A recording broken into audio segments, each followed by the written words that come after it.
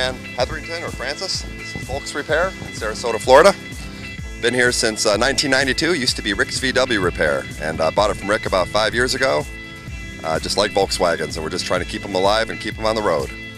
Lots of personality in the cars. The cars have a lot of personality. You can walk right up to one, they're always smiling at you. You can just, I mean, even the Carmen Ghia sitting right there, you walk up to it, smiling at you. Just old school cars. Drive down the road, you've got a speedometer, you've got a gas gauge, you get 25 to 30 miles per gallon.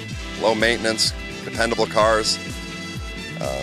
Just fun. They're just fun. It doesn't matter if you got a bus, a bug, a Ghia, a thing, different Volkswagen for every mood you're in. Gave up Corvettes and started driving the VW. So I went from fast to very, very, very slow. A 77 camper, kind of like the one in the, I don't know if you can see it back in the garage there, kind of ugly one, a 77 green camper. And it was an automatic, and just loved it when I got it.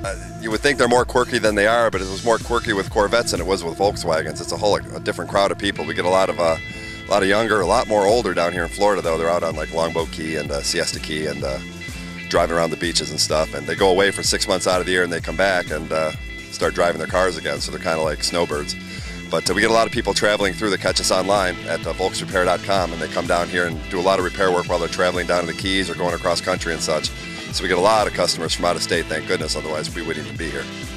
Customer's bug, brought it in, it was kind of like a parts car when it came in here. It wasn't very pretty, and that's why I don't part out many cars here. It kind of drives people crazy. They want a lot of parts, and I don't like to part them out unless I have to.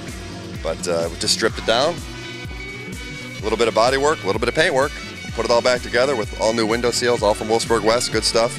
And it's still a good looking car, it's ready to go, and it really doesn't need much more, just set of bumpers on there, and probably redo the seats and put new door panels on. So he's really just about done. And the paint on the rim is still the original paint on the rims. But the rest of the car has been totally redone. Good old 69 Beetle, and dependable car.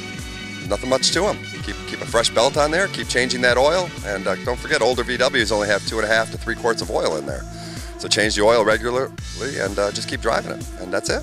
They're low maintenance cars, but what happens is it start to break and people ignore it, and then it's a chain reaction. One thing breaks, another thing breaks, and then right down the line. Just keep up on it and the car will run forever. That's why there's so many on the road. They're 30, 40 years old, 50 years old, and they're on the road. When's the last time you saw a Pinto? How about a Vega? How about a Gremlin? How about a Chevette? How about any of those American cars from the 80s or late 70s? How about Horizons, Omnis? They're not on the road, but the VW Bugs are still clicking right along. So are the buses and the things and everything else. Cool cars.